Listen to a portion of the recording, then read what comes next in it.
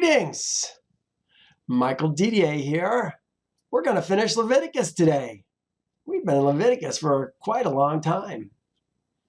But today is the 27th chapter. We might even start some of, well, maybe we'll start some of Numbers. I'm thinking we might do a little bit of Yasher today. We haven't been in Yasher for ages. I think the last note we saw in Yasher, it says, now read all of Leviticus. So there's not a lot of storyline in Leviticus. There was a teeny bit, but not very much. Well, last week we finished the Sabbath year and the Jubilee year, the chapter on both of those, which was Leviticus 25.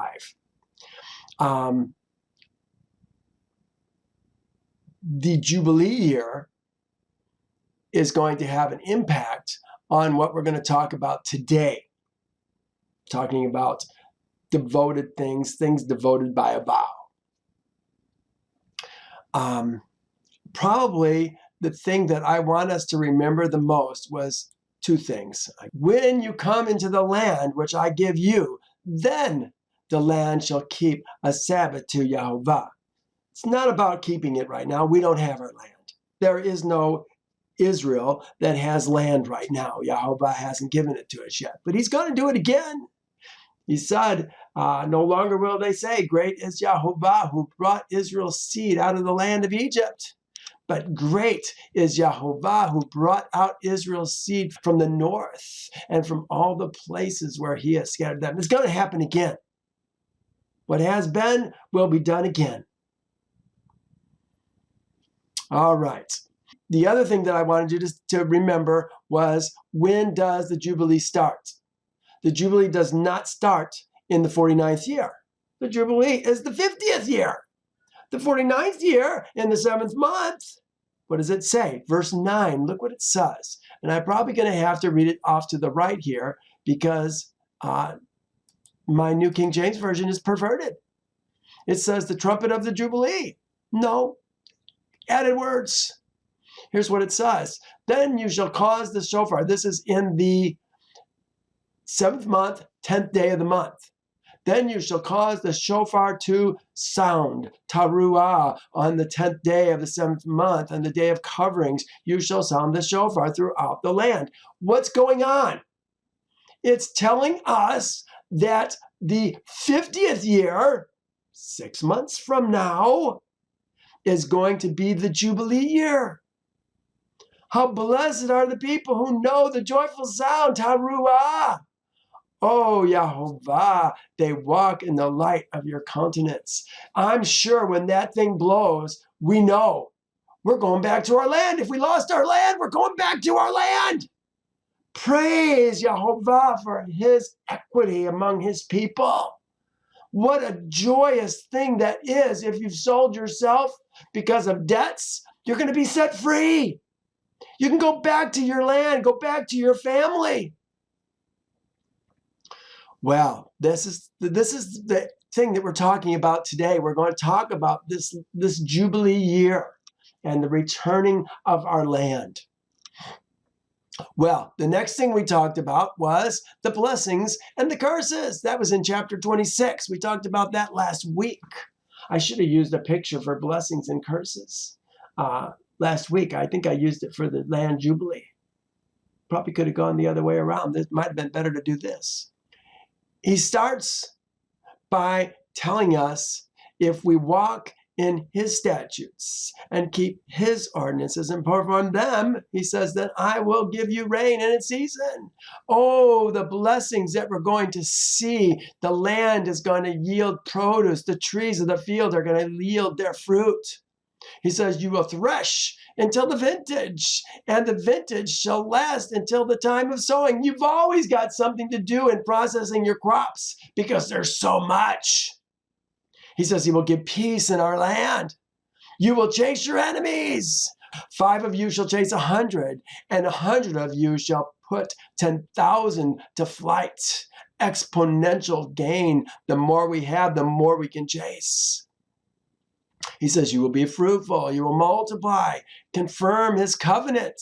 He says, you will eat the old harvest and clear out the old because of the new. We've got so much. We can give away the old and live on the new. He says, my soul shall not abhor you. I will walk among you and be your Elohim. But now, he says, if you do not, my Bible says, obey. The word that they're really using here is this word right here, Shema. Hear and obey. If you do not hear and obey me, Shema me, and do not observe all these commandments. If you despise my statutes, or if your soul abhors my judgments, so that you do not perform my commandments, but break my covenants, here's what's going to happen. First, our bodies break down because of terror, disease, and sorrow of heart. We are defeated before our enemies. It even says we will flee when no one pursues us. Oh my goodness, but that's just the start. He says, if you don't obey me then, I'm going to do this. It says, next, our harvest of our land is destroyed. He's going to make our heavens no rain, like iron. The earth that we till, like bronze. It's going to be so hard to get anything out. Next, he says, then our children and our livestock are going to be destroyed. Our sons, well, no, our children. I forget what he uses for that. It doesn't matter. I'm not going to look it up right now. This is a review. The next says, then our men are destroyed by sword and pestilence. And then if you still do not obey me, walk contrary to me, we will eat our children, our sons, and our daughters. Can you imagine? It's got to get pretty bad. He will destroy us, our cities, and make everything a desolation. Then he will abhor us. Well, as I recall, that was pretty much the end of it, but he goes on and how the destruction is going to happen. Still running away when a leaf falls. But, here it is, but if they, who's they? We're talking about Israel's seed. If they will confess their iniquity and the iniquity of their fathers. Remember, we're talking about men, Ezra men. The iniquity of their fathers, not their mothers. Remember, it's the man who sins. It's not the mother that sins. If the woman sins, it's on her man. The guilt falls on him. Guard your man, ladies. He says this, if they confess their iniquity and the iniquity of their fathers with their unfaithfulness, their iniquity and their unfaithfulness, there's two things there, isn't there? Here they are, in which they were unfaithful to me, unfaithfulness. That's the things that we didn't do, that we were supposed to do. Keep the Sabbath, keep the land Sabbath, keep the Jubilee, do all the things that we were supposed to do. And that they also have walked contrary to me. Another way of saying that is the iniquity of their fathers with their unfaithfulness. Contrary to me, those are the things that we did do that we shouldn't have done. Both of them gets us in trouble. And that I have walked contrary to them and have brought them into the land of their enemies. Father, that's where we're at right now, isn't it? If their uncircumcised hearts are humbled, men, humble your hearts. Father, forgive us. We haven't lived according to your ways. Teach us, Yehovah, to walk in your ways. Deliver us from our enemies. You know, it's really not about him delivering us from our enemies. He says, take off the yoke that binds you. We can take off the yoke. We can choose who it is that we're going to serve. Most won't, but we can. Father, Humble us to see the wickedness that we've been involved in. Accept us into your kingdom so that we can walk in your statutes and your judgments and not the statutes and judgments of the people of the land.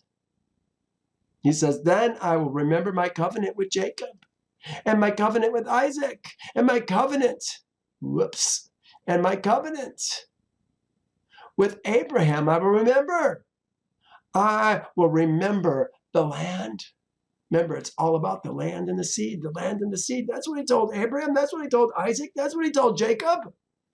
The land and the seed.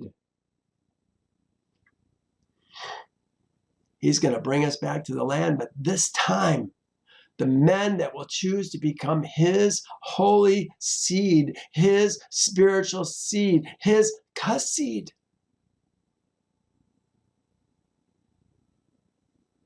will inherit the whole earth. Probably not all at once, because we're going to get a portion of it, and we'll expand from there as we grow our camps. Remember, we get a portion, and then we expand, and then we deal with the animals, because the animals are going to be everywhere, vicious. That's part of the reason why we lost our children and also our animals, our domestic animals, because of the wild animals in the curses. The land also shall be left empty by them, and will enjoy its Sabbath while it lies desolate without them. They will accept their guilt because they despise my judgments and because their soul abhorred my statutes.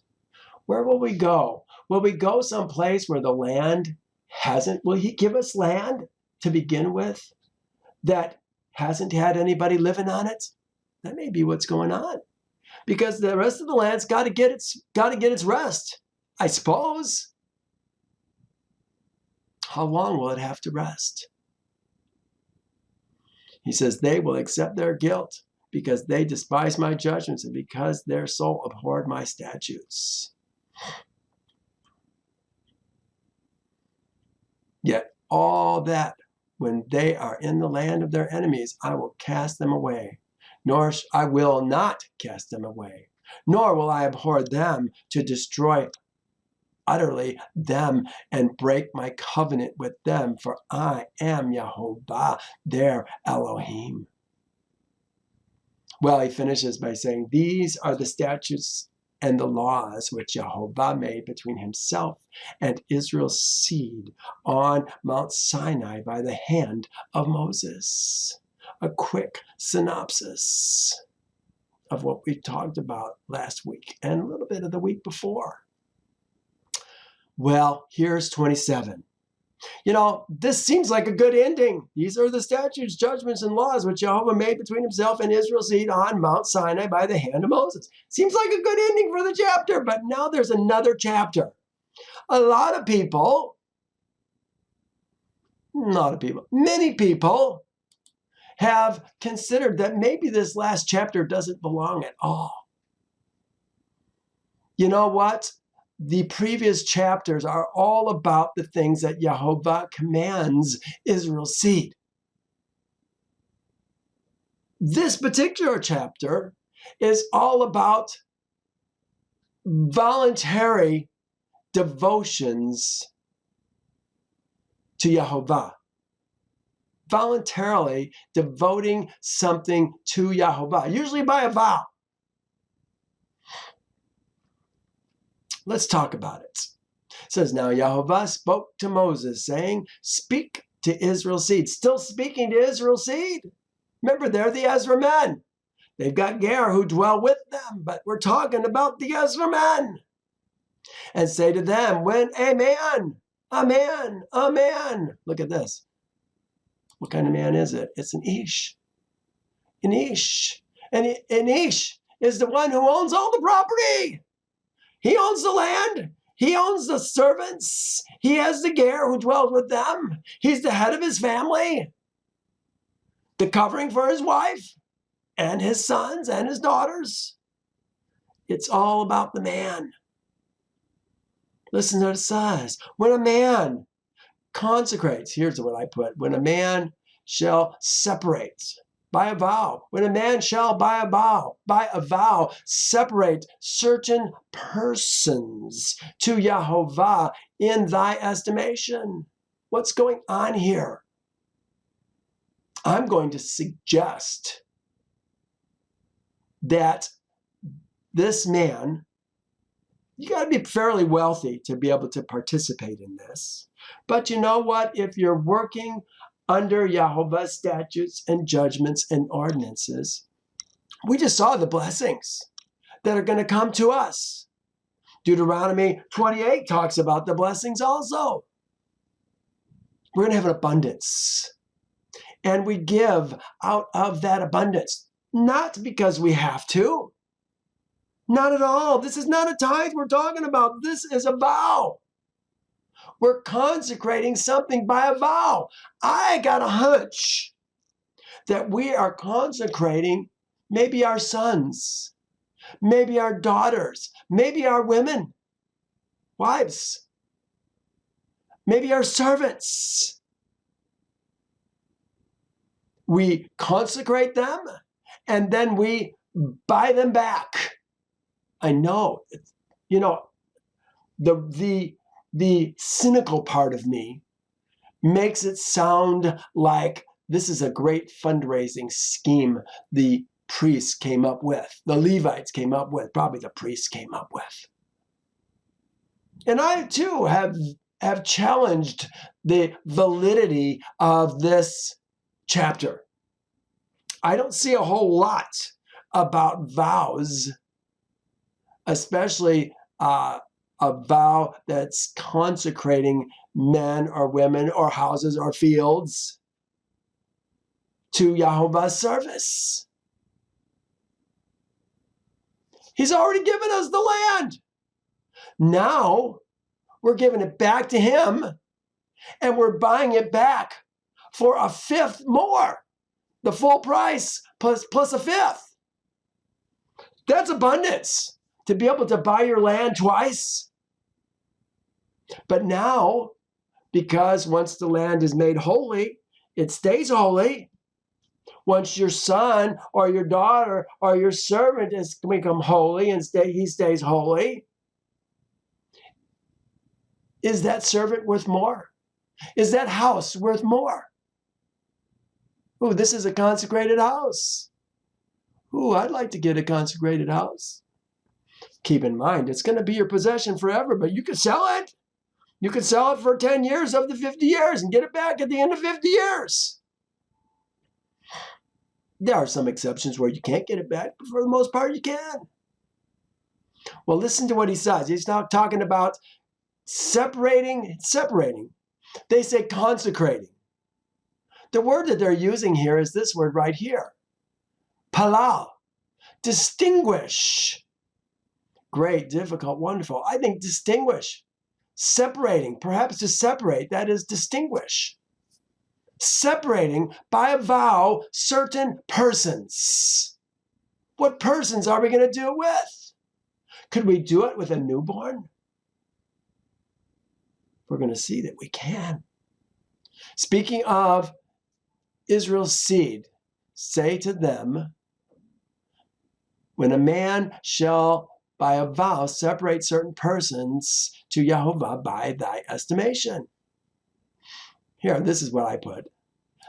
This sounds like the man is giving a son, a daughter, a servant. These people would become servants of the priest, their property. But it appears that this property was usually redeemed immediately. Hear that? Here's where we were talking about separating. Vow is nadar. Nadar, or neder, promise. Thy estimation. Who's thy? Who's the thy that we're talking about? Look at what this thing says. According to your estimation, it actually says thy destination, or thy valuation. I always like to put the thys in the yellow so I can remember that that's a thy. Who's thy? Well, we're going to see that this is going to be the priests that are doing this. It doesn't even talk about priests. Speak to Israel's seed and say to them, this is Yehovah speaking to Moses. You'd almost think that thy was Moses, but I don't think that's the case. It says, since this is a gift coming from a man, or from the man, one numbered among Yehovah's seed, Israel's seed, it seems the context of Yehovah and his recipient of the gift, that thy is the priest, Yehovah's representative. Remember, when we give things to Yehovah, we give it, it's the priest who receives it. He's acting on Yehovah's behalf. If it goes into their storehouses, that's Yehovah's storehouses. Well, here's a verse I wanted you to see. Actually, no, this is a commentary. You know what? I had some challenges with this, and I rarely use commentaries, but I had to dig, I think, much deeper to find out what is going on here. There's some things in here in this chapter that just seem like it doesn't flow like the rest of Torah. And I had a hunch about what it was saying, but I had to look it up and see if there was other people who felt the same way about it. And I found this guy, Matthew Henry Concise Commentaries. I forget who it was that did it. We'll probably see it in another quote. I think I've got who it is that wrote these commentaries. But I found this. I thought it was an interesting note. Listen to what he says. Zeal for the service of Elohim disposed the Israelites on some occasions to dedicate themselves or their children to the service of Yehovah in his house for life. Some persons who thus dedicated themselves might be employed as assistants. In general, they were to be redeemed for a value. This is what the general thing was. They would be dedicated, but they would then be redeemed. It is good to be zealously affected and liberally disposed for Yehovah's service, but the matter should be well weighed, and prudence should direct as to what we do. Else rash vows and hesitation in doing them, keeping them, will dishonor Elohim and trouble our own minds. Remember, if you make a vow and you do not fulfill your vow, I'm sure I've done it before. Father, forgive me for the things that I've done. I know I have, and I shouldn't. Now I rarely will even say a vow like that. But if we make a vow and we don't keep it, that is taking Yehovah's name in vain. That's what taking his name in vain is all about. It's not about swearing. It's about saying you're going to do something in Yehovah's name and not fulfilling it. Yehovah always swears by his own name. This is the vow that we're talking about. Let's talk about Samuel. I mean, here's a person who they made a vow, gave this boy to the priests, and it doesn't look to me like they took him back. Didn't redeem him. They kept him. I'm going to just read you a few portions of 1 Samuel 1. This is his mother. Then she made a vow and said, O Yehovah of hosts, if you will indeed look on the affliction of your maidservants, this is Hannah, and remember me, and not forget your servant. Remember, she was childless her whole life. The women were laughing at her. But will give your maidservant a male child, then I will give him to Yehovah all the days of his life. No razor shall come upon his head. Here's a little bit later in the chapter. Then they rose early in the morning and worshiped before Yehovah. This is, it tells us. And returned and came to their house at Ramah. And Elkanah knew Hannah. This is Elkanah and Hannah. Elkanah is her husband. Remember, she makes a vow. When he hears about the vow, he can say, no, that vow's not going to stand. We're going to see that in Numbers 30. But apparently he didn't, because they did give Samuel to the priests. Elkanah knew Hannah, his wife, his woman, and Yehovah remembered her. So it came to pass in the process of time that Hannah conceived and bore a son and called his name Samuel, saying, because I have asked for him from Yehovah. Now the man Elkanah and all his house went to bring Yehovah the yearly slaughter and his vows. Hear that? The yearly slaughter and his vows. What's the yearly slaughter? I'm guessing it's Passover.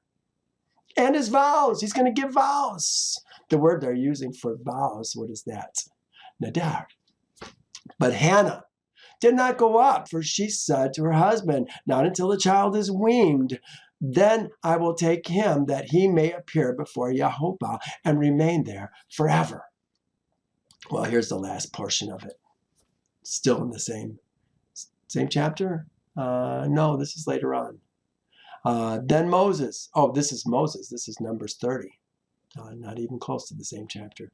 Then Moses spoke to the heads of the tribes concerning Israel's seed, saying, this is the thing that Yehovah has commanded. If a man makes a vow, hear this, if a man makes a vow to Yehovah, or swears an oath to bind himself by some agreement, he shall not break his word. He shall do according to all that proceeds from his mouth. But here's a way you can make a vow and buy it back. And for your sons and your daughters, probably your servants, maybe not your servants, they can be given to the priests. But certain things you're going to want to buy back. This is the valuation to do it. So now we're back to 3. If your valuation is a male from 20 years old to 60 years old, again, I'm 62. This isn't me anymore. I've gone down in value. Then your valuation shall be 50 shekels of silver, according to the shekel of the sanctuary. According to the shekel of the sanctuary. We'll talk about that later. If it is a woman, if it is a female, a nekabah,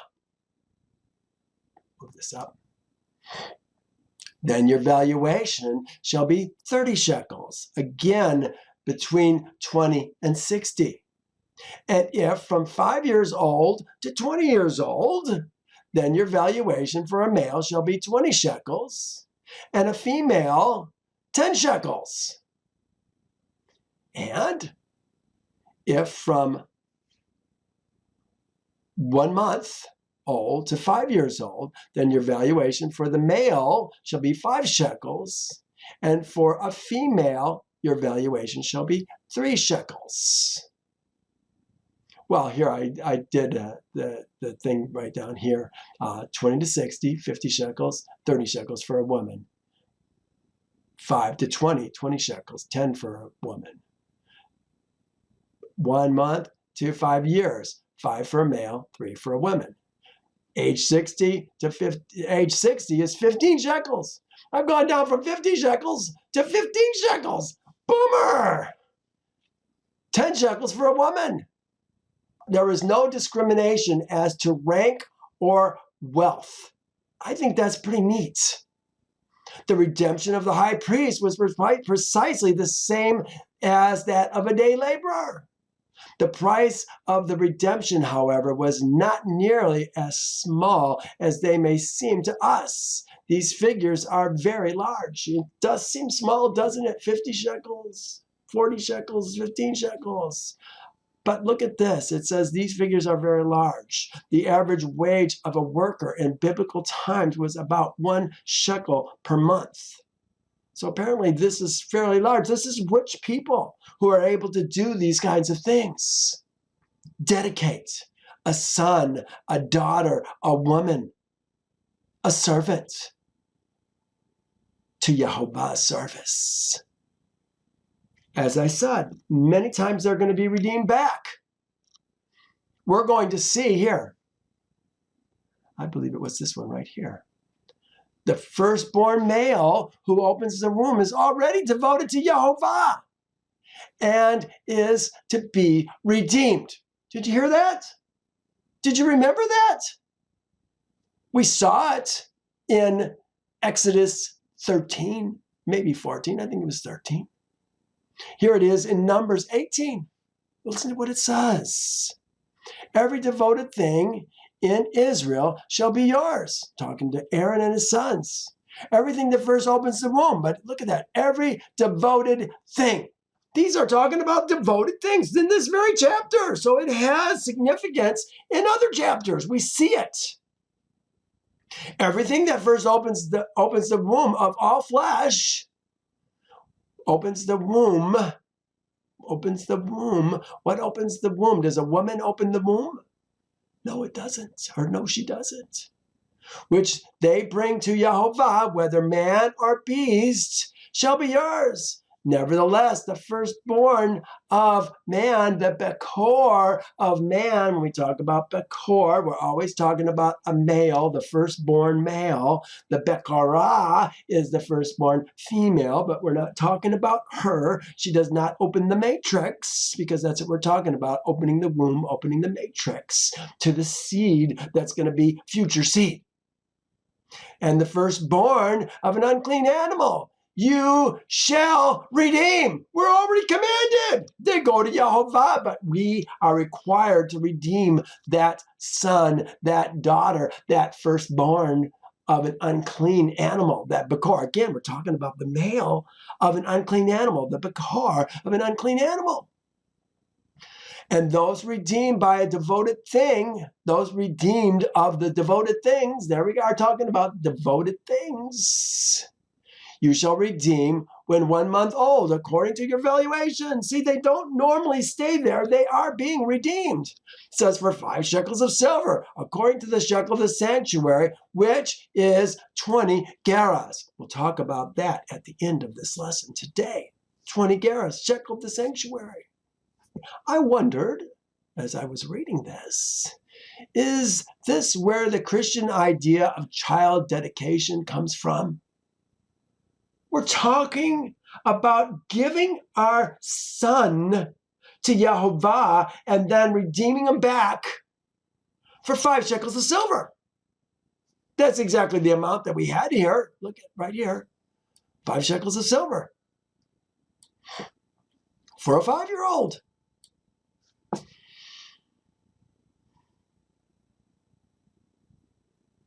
Is this, in a sense, a dedication? Remember, once something becomes holy, it stays holy. We're going to see that today. I'll point it out to you when we get to it. Because this is the principle that all this is based on. Do you want to live in a house that is sanctified to Yehovah, made holy to Yehovah? Do you want your son to be... It's a dedication of sorts, isn't it? Is this where this Christian idea... I remember we used to bring our kids up to in front of the church. Dedicate them to Yehovah. Dedicate them to the Lord. We didn't know what we were doing. But I wonder if this is where it's coming from.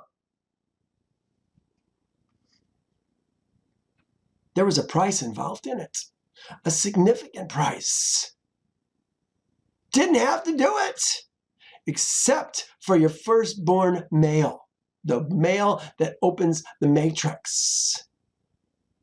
For your domestic animals, the things that we bring to Yehovah as a korban, whether it be an olah, whether it be shalomim, even the unclean animals, we either kill them right on the spot, or if we wanted to keep it, we could give a goat or a sheep in its place.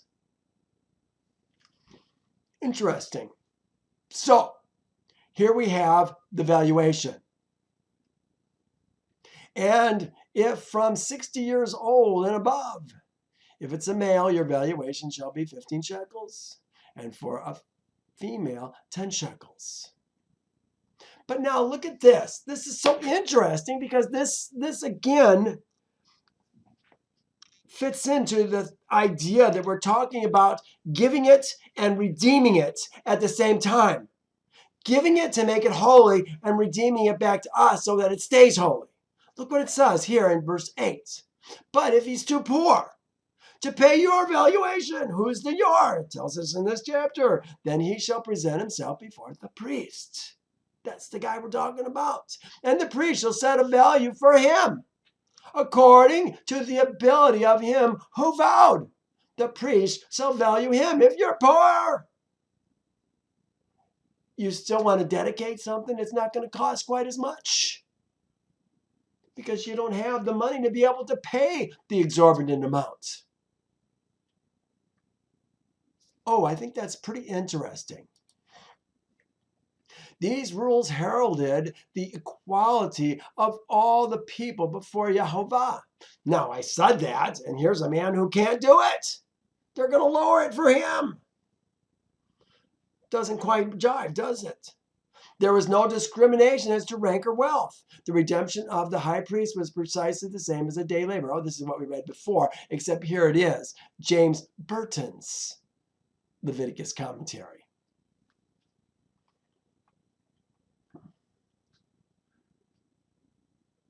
Here's another note by the same author. It says, Leviticus 8 allows the priest to reduce the price of redemption for those unable to pay the full price.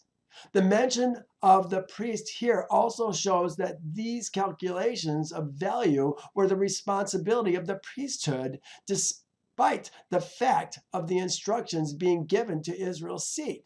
This mention of the ability of him that vowed is a vital factor even today in our Christian giving.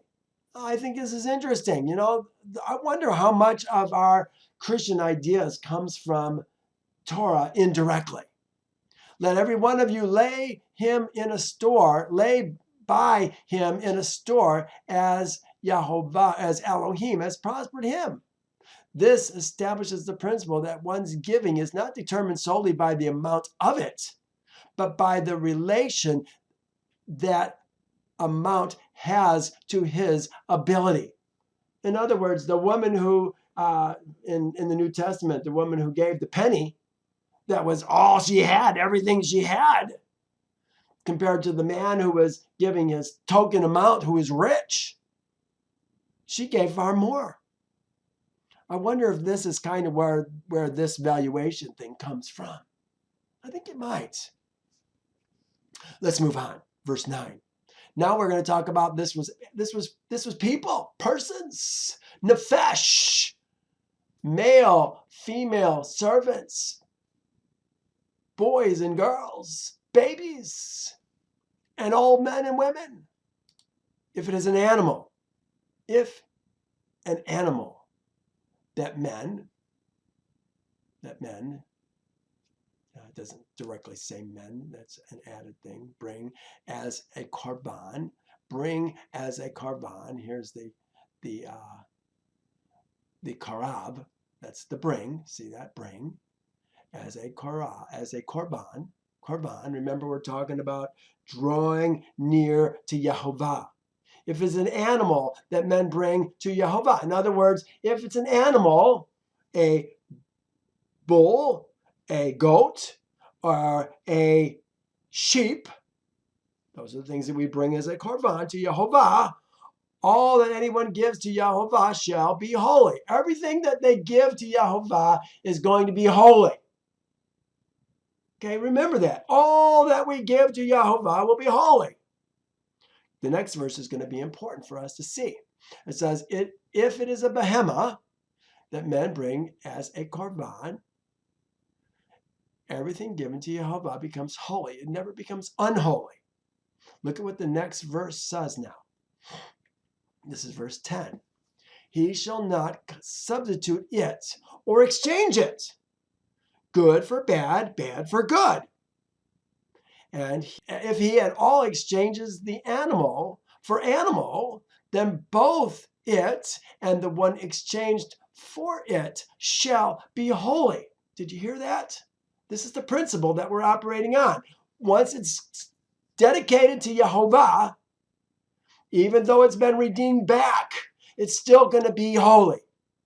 Kodesh is the word that they're going to use for this particular idea of holy. Still going to be Kodesh.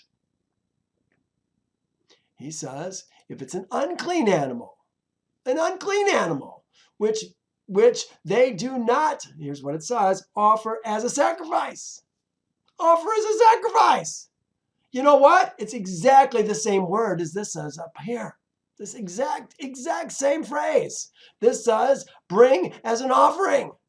Here they translate it as offer as a sacrifice. It's not offer as a sacrifice. It's the same word, karav, korban. Bring as an offering, or bring as a korban. Bring as an offering. Remember, offering, that's korban. If there's a word that we're going to translate as offering, korban is the word. All the other words that they do it with is not it. Like bring, there's offer. Karav, get translated as offer constantly. But it's about bringing as a korban. It's an unclean animal, which they do not bring as a korban. No, you don't bring unclean animals as a korban. To Yehovah, then he shall present the animal before the priest. Okay, so here's the priest. Remember, we already found out earlier. In fact, I think I've got it here. Well, maybe I don't. We found out earlier that in Exodus, I believe, that we can exchange the unclean animal, we can kill it, or we can bring another animal in its stead. Here it gives us a little bit different things. I don't know what the difference is. Let's look at it. Is it 11? 12, I guess. Present the unclean animal before the priest. And the priest shall set a value for it, whether it is good or bad, as you, the priest, value it, so it shall be. Remember, I've told you before how important this ministry of priesthood is. This ministration of being a priest is. They do things on helping you understand if you've got sickness in your body, if it's what kind of sickness it is. We saw if there's sickness in your house, they would be the ones who talk to that. What the priest says is all important. They are really the decision makers in Yehovah's kingdom. Much of what they say has got to be done. Their judgments have got to be done. So he says, as you, the priest, value it, so it shall be. He's going to look at the unclean animal. Is it good? Is it bad? Does it have any defects in it? But if he wants at all to redeem it, then he must add 1/5 of your valuation. So what does that mean? Add 1/5 of your valuation. Your valuation is 10 shekels. That might be exorbitant for an animal. Let's say 1 shekel. No, let's do it something. 5 shekels. Now we can do it easy. 5 shekels. 1/5 of that is a shekel. So he's going to pay 6 shekels to get his unclean animal, probably a donkey, back to him. Do you do it for dogs? I don't know. I would think so. And when a man dedicates his house. So here's a man. It says, dedicates his house, devotes his house to be holy to Yehovah. I want to devote my house to be holy to Yehovah. How about my business? Can I do it with my business building? I want it to be wholly dedicated to Yehovah. Listen to what happens with his house. It's already his house. You know, you could argue maybe this is a house, an extra house, a house in a city, a house inside a walled city. Could do that. Dedicate it for a time. He says, when a man dedicates his house to be holy to Yehovah, then the priest shall set a value for it, whether it is good or bad, as the priest values it, so it shall stand. Same thing is exactly as we had with the unclean animal, isn't it? Here's just another translation of this. I like to look at other translations to see what's going on. Again, it's a man and a man. And really it says, and when a man. It's got a win there. And when a man. And when a man. An ish. Again, who owns the property? The males own the property. He shall Kodesh. Dedicates his house to be holy. Set aside as holy is what we're talking about. And when a man shall sanctify his house to be holy to Yehovah, then the priest shall estimate it, whether it is good or bad. As the priest shall estimate it, so shall it stand. 15. If he who dedicates it wants to redeem the house, then he must add 1/5 of the money for your valuation to it, and it shall be his. Do you hear what's going on here? This is what's going on. We can dedicate the house to Yehovah, but for the most part, we're buying it back. If the man dedicates, then he shall add 1/5 of the money. So he says it's worth 120 shekels. 100 shekels. Let's make it easy again. Then 20% of that is going to be 20 shekels. That's 120 shekels that he's going to buy it back for. All right, he already owns it. But now he's going to give it. He's going to buy it back, but it's going to be a sanctified house, a holy house, dedicated to Yehovah. Do you want to live in a house that's dedicated to Yehovah? You know what? I think I would. If you have the extra money to do it, I think I would. How about your sons and your daughters? You're going to marry off your daughter. She's been dedicated to Yehovah. Set apart to Yehovah. Would that make her an extra bonus value for a man who's taken that woman? Might say something about how she was raised, wouldn't it? If he who dedicates it wants to redeem the house, then he must add 1/5 of the money of your valuation, and it shall be his. Complete Jewish Bible. If the consecrator wishes to redeem his house, he must add 1/5 of the value you set on it, and it will revert to him. See, this was the standard operating procedure. You dedicated something and then you bought it back. Didn't have to, but you could, and probably most did. This is again that commentary that I was writing from, but I thought it was good, so I'm going to share it with you. One reason, no doubt, for the monetary penalties for the redemption of things vowed to Elohim was that it discouraged rash, thoughtless vows. Clement comments on this. These laws highlighted the need for caution and seriousness in making vows and promises to Elohim. Rash promises may afterward be regretted, and Israel's law did not permit a man who made a hasty promise to forget it and to do nothing about it. No, once you make the vow, it's got to be done. We may well pause to consider how many promises we have made to Elohim and have not fulfilled. No, like I said, no. If you can't say oh me, say oh my. Wenham was probably correct in supposing that the houses referred to in these verses were townhouses that did not figure as part of the family's estate and therefore could be bought and sold freely. It may be that these were houses within a city, a walled city. Remember, they were treated separately. If we were talking about a field, the house went with the field. All right, 16.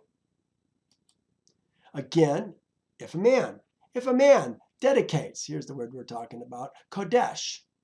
If a man sets apart as holy, dedicates to Yehovah a field of his possession. They said part of a field. That's added. A field of his possession. Then your valuation shall be according to the seed for it. That is how they are going to figure out the valuation. You know, this is kind of like an appraisal.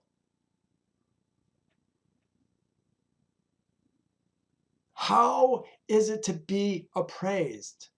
You know, I really like what I see in Yehovah's statutes and judgments and ordinances. We don't see inflation. A man that dedicates another male is going to be 50 shekels if he's between 20 and 60 years old. Doesn't change just because inflation went up. We don't have inflation in Yehovah's kingdom. How do they figure what the value of the property is? He tells us in this verse. If a man dedicates to Yehovah a field of his possession, then your valuation shall be according to the seed for it. A homer of barley shall be a homer of barley seed. That's how much you get at 50 shekels of silver. So if your field yields 4 homers of barley seed each year, then it's going to be 200 shekels of silver is going to be the value of that property. It's going to be the same for everybody. If their field only yields 1 homer of barley instead of 4, his property is going to be worth less. But it's based on the yield that comes from the property. But beyond that, it's also based on the year of Jubilee. Listen to what it says. I'm going to read the next verse, and then I'll read you my comments from this verse. If he dedicates his field from the year of Jubilee, according to your valuation, it shall stand, because he's doing it from the year of Jubilee, and that's going to be the valuation for the whole thing. But if he dedicates his field after the Jubilee, then the priest shall reckon to him the money due according to the years that remain till the year of Jubilee. What happens at the year of Jubilee? He's going to get it back. And it shall be deducted from your valuation. If he dedicates the field, I take it back. If he dedicates his field after the Jubilee, then the priest shall reckon to him the money due according to the years that still remain till the year of Jubilee, and it shall be deducted from him. So here, let me look at my note here. This is the note for 16. And again, this is that same commentary that I was reading from. In these instructions regarding the devotion of a field, the thing that stands out is precedence of the year of Jubilee. Furthermore, all calculations to the right of redemption were made with reference to how many years still remain in the Jubilee. Keeping in mind, it's going to go back. It appears that the right of redeeming devoted land was calculated on the basis that would have favored the one wishing to redeem it. A value of 50 shekels was placed upon the amount of land that would be sowed with a homer of barley, according to the sowing of the homer of barley, it said in 16. But the 50 shekels paid for the full time of 50 years between jubilees. That means that 1 shekel per year. Some have attempted to that means 1 shekel per year. Okay, yeah, that's what we're talking about, 1 shekel per year. Then he says, some have attempted to read this valuation as a shekel a year for the amount of land that yielded a homer of barley. In other words, if it yields 5 yields of barley, then it would still be 1 shekel. No, that doesn't make any sense. So it's got to be the amount that of homers that are yielded from property. We reject this on the basis that the yield of the field is not necessarily consistent. No, it's never consistent. Whereas the sowing of a field was a standard understood by everyone. It is true as Wenham said that most commentators understand it, as we have indicated here. Yeah, most commentators do understand that. All right. Now, here is another circumstance. But if he dedicates his field after the Jubilee, if he who dedicates the field ever wishes to redeem it, then he must add 1/5 of the money of your valuation to it. and it shall belong to him. Did you hear that? He can buy it back. If he got it for, remember, let's say it yields 1 shekel. Or 1 homer of barley. If it yields 1 homer of barley, and it's been halfway through, 25 years into the Jubilee, he's going to pay 25 plus 20% would be another 5. That was convenient. So 30 shekels of silver is what he's going to pay to buy that property back. But now, it says, but if he does not want to redeem the field, I don't want to redeem the field. Or, look what it says, this is so strange. Or if he has sold the field to another man. Well, again, these pronouns drive you nuts. Who's he? But if he does not want to redeem the field, that's obviously the man who gave the field. Or if he has sold the field to another man. You can't sell the field to another man if you gave it to the priests. It shall not be redeemed anymore. What? I had to look at this. Here's what Complete Jewish Bible says. If the seller does not wish to redeem the field, or if they put he, their place for the he is the treasurer of the Kohanim. Yeah, I don't know that the Kohanim have a treasurer. Maybe they do, maybe they don't. I've never seen any reference to the Kohanim having a treasurer inside the sanctuary. Or if the Kohanim, he, has already sold the field, he gave it to the priest. Can the priest resell it? I think he can. They're not obligated to keep it. What if they don't want it? No, I want to sell it. All right, you can sell it. If the priest has already sold it, the field, to someone else, it can no longer be redeemed. You can't redeem it if the priests don't have it anymore. That makes sense. But now look at this. But the field, when it is released in the Jubilee, shall be holy to Yehovah.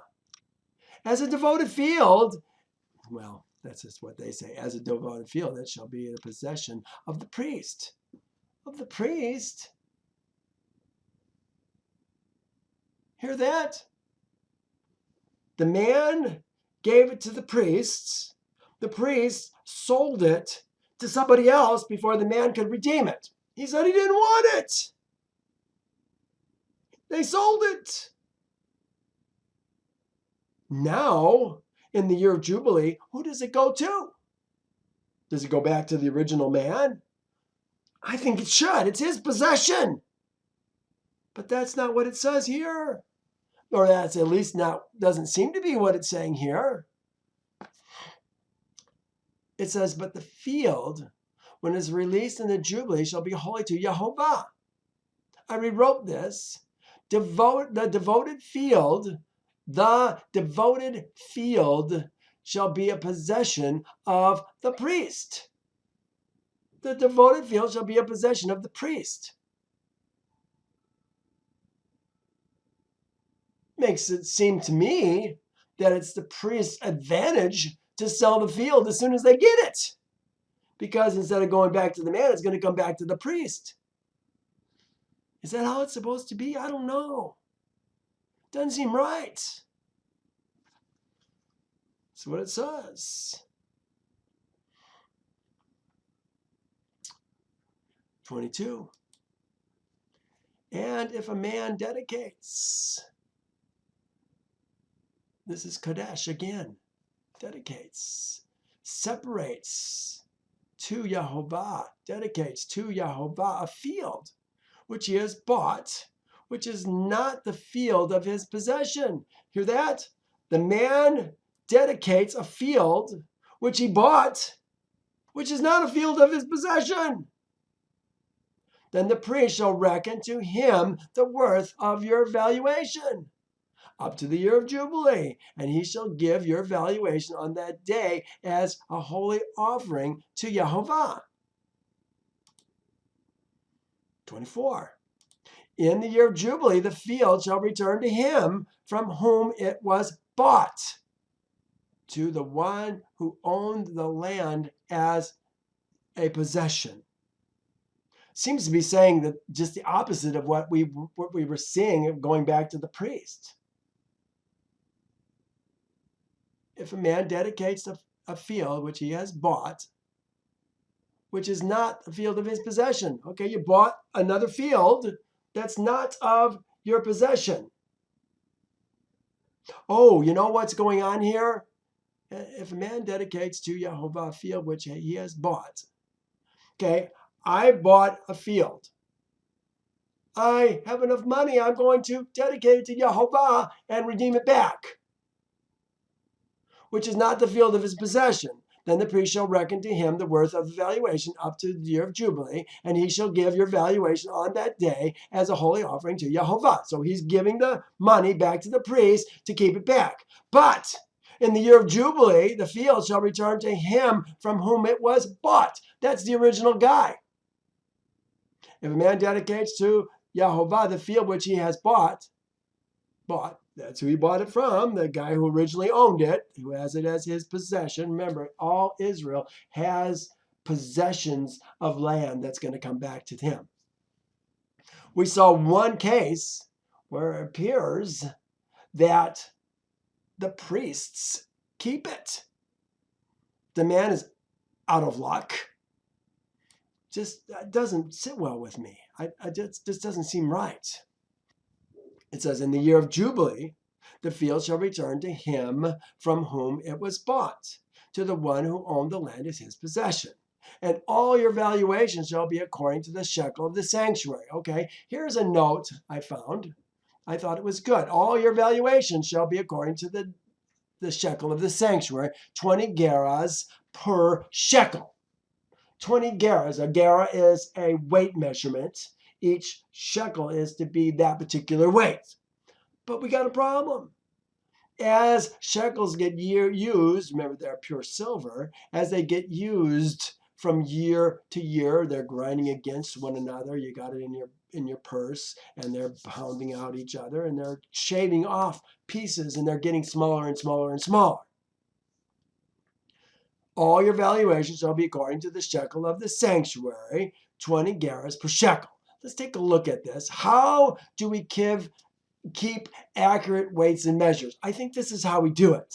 The instructions as to the kind of shekel to be used in redemption of vows were required because a shekel long in circulation would become worn and have less weight than the 20 gerahs, the standard weight of a shekel. The full weight of 10 shekels would therefore be 200 gerahs. Brand new shekels, 200 gerahs would be 10 shekels, which might have required 11 worn shekels to be sufficient. You might need 11 shekels to make up the 200 gerahs that was owed. You understand what's going on? According to the shekel of the sanctuary, therefore means the shekel at its full value before worn by use in traffic. I think that makes absolutely sense. It's about weights and measures. Good weights, good measures. We got to have it right. I wonder if there's a time that we actually melt these down. Who would do that? Who makes the shekels? Who puts them together? Does the priesthood do that? Where does the shekel come from to begin with? Is there a time when they have to remelt them down and bring them back up to the correct weight? And if there is, who does it? Does the priesthood do that? I wonder. It would make sense that they would. But then how do they get it back into circulation? I don't know. But the firstborn of the animals, this is the bekor of an animal, which should be Yehovah's firstborn. No man shall dedicate. Why? Because it's already Yehovah's. This is what they're saying. Whether it is an ox or a sheep, it is Yehovah's. All right, firstborn. Let's take a look at this. I put these already belong to Yehovah. Here is 18 again. Note Numbers 18. I think this is helpful for us to understand this. Every devoted, here's the same word, devoted, karim, This is 2764, really is devoted. One of them is going to look like exactly the same word, that is doomed, cursed to destruction, or doomed to destruction, or perhaps even cursed. 2763. Oh, this gets really confusing sometimes. Every devoted thing in Israel shall be yours, Aaron and sons. Everything that first opens the womb, the opening of the matrix. Again, we're talking about males. Opens the matrix of all flesh, which they bring to Yehovah, whether man or beast, shall be yours. Nevertheless, the firstborn, the Bakar of man, you shall redeem, and the firstborn of an unclean animal you shall redeem. The other ones are just going to be taken to the priests and they'll be slaughtered there. They're one of the ones that are doomed to destruction. The payments, here's the word they're using there, pada. That is at the value, the release. Okay, the release, to redeem, you shall redeem, you shall redeem. And payment is to be made of these when they are 1 month old, at the value fixed by you, a price of 5 shekels by the scale of the holy place. There's, oh look, the 5 shekels is by the scale of the holy place. That is 20 gerahs to the shekel. It looks to me like the holy place has a scale, doesn't it? They want to get full weights. I wonder if they are the ones who put the shekels together. Who else would it be otherwise? I can't think of anybody else. Well, here's a couple other things that I want you to see. It says, consecrate to me the firstborn. Whatever opens the womb among Israel's seed, both man and beast, it is mine. Here's another one, same chapter. That you may set apart to Yehovah that opens the womb, opens the matrix. That is every bakor that comes from an animal which you have. The males shall be Yehovah's. You can't give, it says, but the firstborn of the animals, which should be Yehovah's firstborn, no man shall dedicate. It's already his. You can't dedicate it. It's his already. That's what they're saying. But every bakor of a donkey you shall redeem with a lamb. And if you will not redeem it, you shall break its neck and all the firstborn of man among your sons you shall redeem. Now, can we, instead of breaking its neck, pay 5 shekels? That's not what it says here, but it does seem like that's what it's saying up above. So, is there some perversion in this book? I don't know. Again, it seems to me a little bit of a fundraising opportunity, but maybe this is how we do it. It does seem in Numbers, in other places, that it fits together. Here's the last one. This is Exodus 22. Likewise, you shall do with your oxen and your sheep. It shall be with its mother 7 days. On the 8th day, you shall give it to me. Well, they're saying you should give it to Yehovah on the 8th day. And up here it was saying you shall give it to Yehovah. Didn't it say on the 20th day, or when they are 1 month old, at the value fixed by you? Again, he's talking to Aaron and his sons, the value fixed by you. Price of 5 shekels of the scale of the sanctuary. That is 20 gerahs per shekel. Okay, so when are they given? Are they given it? Maybe if you're not going to give it, you're going to redeem it instead, you got to pay the money by the 20th day. So if you're going to give it to Yehovah and you're not going to redeem it, you can give it to him on the 8th day, then you don't have to pay the food for it, and they'll slaughter it right there. If it's an unclean animal, you're going to pay for it, and if it's a man, you're going to pay for it. 5 shekels on the 20th day, or before the 20th day, I guess might be another way of reading that. All right, let's continue. And if it is an unclean animal, okay, that was the clean animals, but the firstborn, the bakor, which should be Yehovah's firstborn, no man shall dedicate. We talked about that. And if it is an unclean animal, then he shall redeem it according to your valuation, and shall add 1/5 to it. Or if it is not redeemed, then it shall be sold according to your valuation. All right, so perhaps we can give it to them and they're going to sell it. Maybe that's what it's saying. This sounds like a change. Again, I'm reading from 13.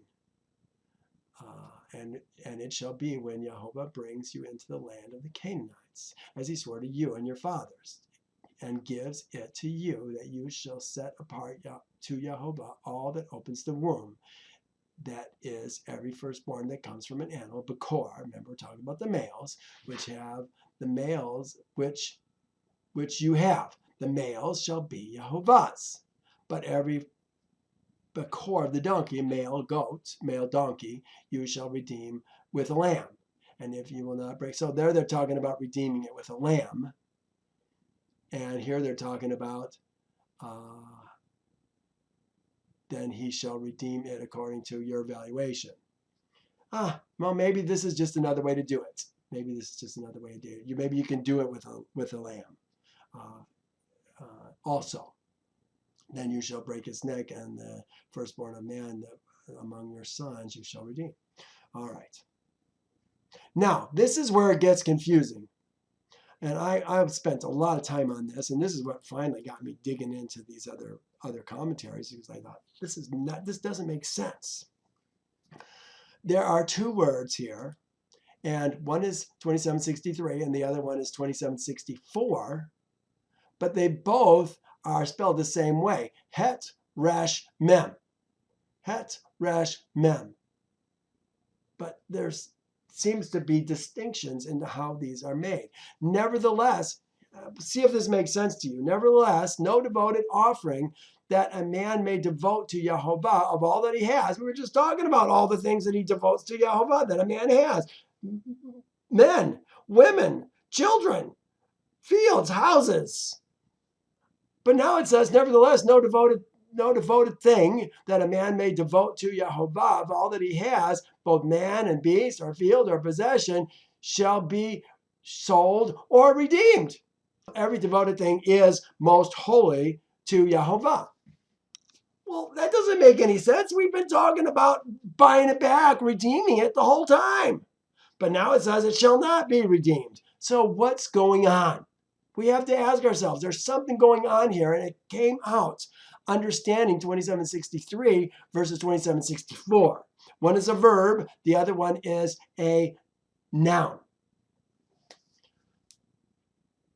Let me see if I can explain this to your satisfaction. Here's 2763. It's pronounced karam. 2764 is pronounced kerem. Kerem. Karam and kerem. Karam, kerem. Okay. Nevertheless, nothing cursed. Maybe that's a bad word. Devoted to destruction, I think, is what we're talking about.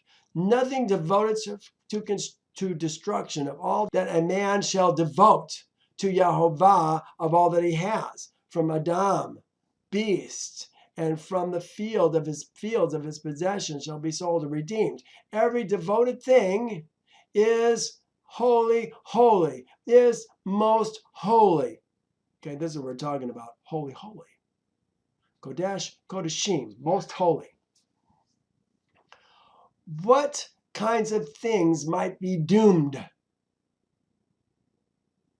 Here's what I think we're talking about.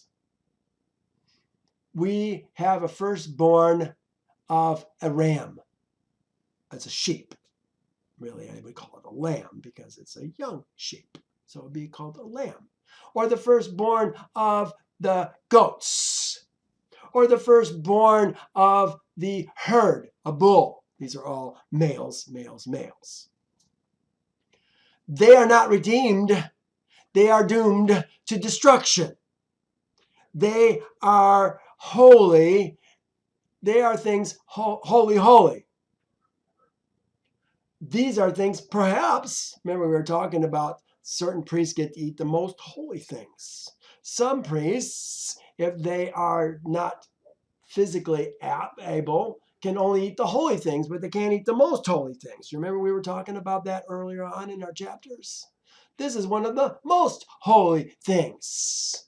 So when these priests get this given to them, it's not necessarily slaughtered as a burnt offering, but it's slaughtered as food for the priests. It's doomed and can't be redeemed. You follow what I'm saying? It's dedicated to destruction. Never does it talk about redeeming your bekor of the sheep, or your bekor of the bulls, or your bekor of the goats. It talks about redeeming the bekor of an unclean animal. That's the difference between doomed to destruction. I think that's exactly what we're talking about. How does that fit into a house? I don't know. Is it have something to do with like the house has a leprous plague in it? Remember we were talking about a leprous plague? The house is doomed to destruction. If it can't be fixed, it's doomed to destruction. Do they give the house to the priests? Do the priests want a house like that? Do they get the property?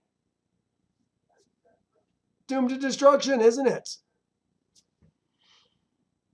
I'm just trying to figure out, how does it work? How about a field? How is a field doomed to destruction? It says, of all that a man has, a beast, man, a field of his possession. Man, beast, field of his possession. It doesn't say house, but I would think house would be included in that. Every devoted thing is most holy to Yehovah. Again, they love putting those offerings in there. It just confuses us. It's a religious word. Try and stay away from it if you can.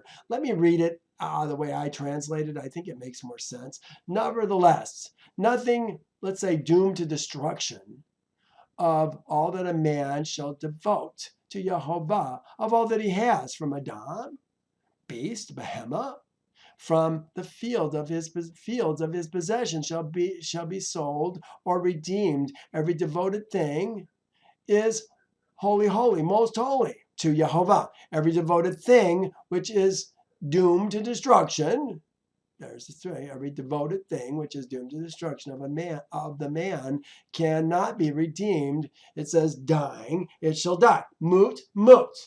We've seen that before. Moot. Dying, it shall die. It says, shall surely be put to death, is another way that they say that. Dying, it shall surely die. It shall surely be put to death. Okay, well, that would be what we're talking about. The bekor of the sheep, the bekor of the goats, the bekor of the cattle, the bull, shall surely be put to death. All right. It says, no person under the ban who may become doomed to destruction. Okay, so now it's a man. Look at that. Nevertheless, a devoted thing that a man may donate, whether it be both man and beast, or field. How is a man doomed to destruction?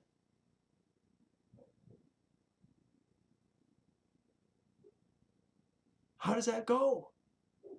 It says, no person under the ban who may become doomed to destruction among men shall be redeemed, but shall surely be put to death. Maybe it's not a person at all. Every devoted thing of the man's which is doomed cannot be redeemed, which is doomed to destruction. Cannot be redeemed. Dying, it shall surely die. You know what? I don't have all the answers. I don't. I'm doing my best. Some of these are very, very difficult to figure out. I'm going to move on. And all the tithe of the land, whether of the seed of the land or the fruit of the tree, is Yehovah's. It is holy to Yehovah. Again, we're talking, this chapter is about things that are being given to Yehovah, or things that are supposed to be given to Yehovah, or things that are required to be given to Yehovah. The tithe of the land, the fruit of the trees, it is holy to Yehovah. If a man wants to redeem any of his tithes, look at that. You can redeem your tithe. How weird. But remember, the tithe isn't the tithe that we always think about. We think, oh, it's a percentage of what we made in our check this week. That's our tithe. No, the tithe for Yehovah comes from what? It comes from the land, and it comes from the flocks. He's the one who multiplies the land. He's the one who multiplies the flocks. It comes from that. So he gets a tithe from the land, and he gets a tithe from our flocks. Right now, we're talking about the tithe that comes from the land, the seeds or the fruit from the trees, the vines, those kinds of things. But he says if you want to redeem it, if a man wants to redeem any of the tithes, he shall add a fifth to it. Why would you want to redeem the tithes? Maybe because this is the first fruits that came from your land.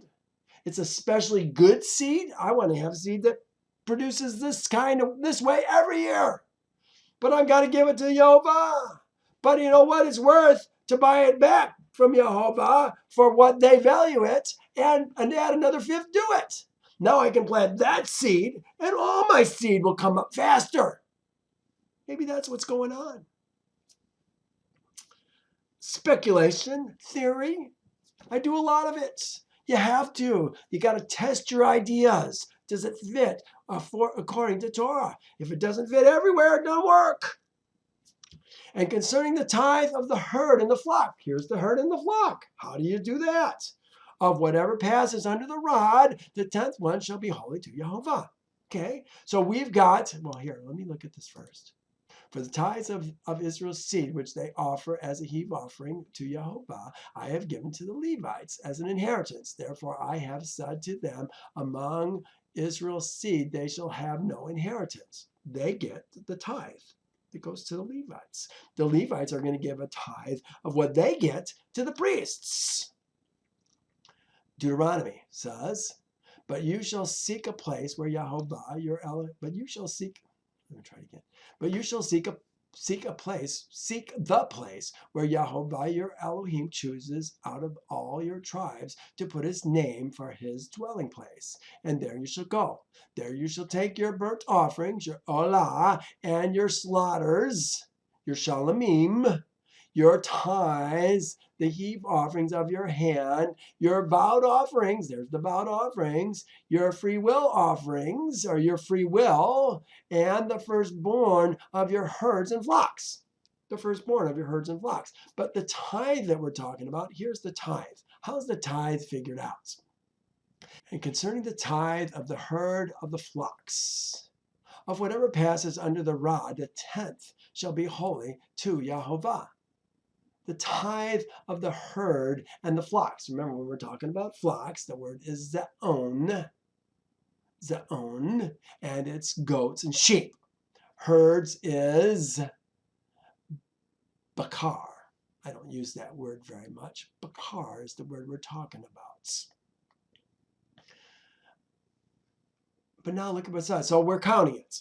We're brought in all our sheep. We're getting ready to bring them into the pen, and they're going through a hatch, if you will. And every 10th one is going to be Yehovah's. These are new sheep, new goats, new animals, of course. Every 10th one is going to be Yehovah's. But let's say the 10th one is a runt. And you think to yourself, I don't want to give that to Yehovah. That's scrawny, ugly little thing. I don't want to give that. But the 10th one is his. Look what it says in the next verse. He shall not inquire whether it is good or bad, nor shall he exchange it. And if he exchanges it all, then both it and the one exchanged for it shall be holy. It shall not be redeemed. It's the tithe. But you can say, that one's too scrawny. I don't want to give the priest that one. I'm going to give him two. Here's a good one to replace the bad one, but they both go to the priest. That's what's going on here. These are the commandments which Yehovah commanded Moses for Israel's seed on Mount Sinai, in the same way that 26 ended. Pretty much, doesn't it? What did it say in 26? Let's go back. These are the statutes and judgments and laws which Yehovah made between himself and Israel's seed on Mount Sinai by the hand of Moses. Well, this is the end of the chapter. These are the commandments which Yehovah commanded Moses for Israel's seed. Israel's seed, not the ladies. Israel's seed, these are the Ezra men. Again, we got to understand that on Mount Sinai. Well, next week, we're going to do a couple different things. I was really thinking I was going to get through more of this today. I'm going to stop right now. I don't want to get started in the rest of it. We tend to go very long. I think it makes it easier for you if I do it in small pieces. Next week, we're going to talk about Yasher. We haven't been in Yasher all of Leviticus. Next week, we're going to pick up some things in Yasher, and we're going to start looking at Yasher a little bit more closely in Numbers. There's not a lot in Yasher that we saw in Leviticus. Yasher tends to cover storyline. Leviticus was more about Yehovah's statutes, judgments, and ordinances. Not so much storyline. Numbers has a lot more storyline, so we're going to get back into Yasher and be able to see some things that will agree with Torah for the most part. I really like Yasher. I like it a lot. Now, let's stop here. Thank you for joining me. Please come back. Subscribe to the YouTube channel here. I put this up every week. Become a regular listener. You know what? These are for folks that love Yehovah's word more than they like the doctrines and the traditions of men. I learned long ago that we have learned lies. Practically everything I learned in my Christian upbringing. I went to a Christian college, same college Billy Graham went to. It's lies. Lies, lies, lies. We built our theology. I built my theology my whole life based on New Testament understandings that had nothing to do with Torah. Shame on me. Well, I want to set the record straight as best I can, and that's why I do these classes. So if you love Torah more than you love the doctrines and traditions of men, please sign up for my channel. Continue listening. Support the ministry if you can. Yeah, it would really help me a lot if you would help us do the work that Yehovah called us to do. All right. Well, we'll see you next week. Thank you for joining me. Love you tons. Bye now.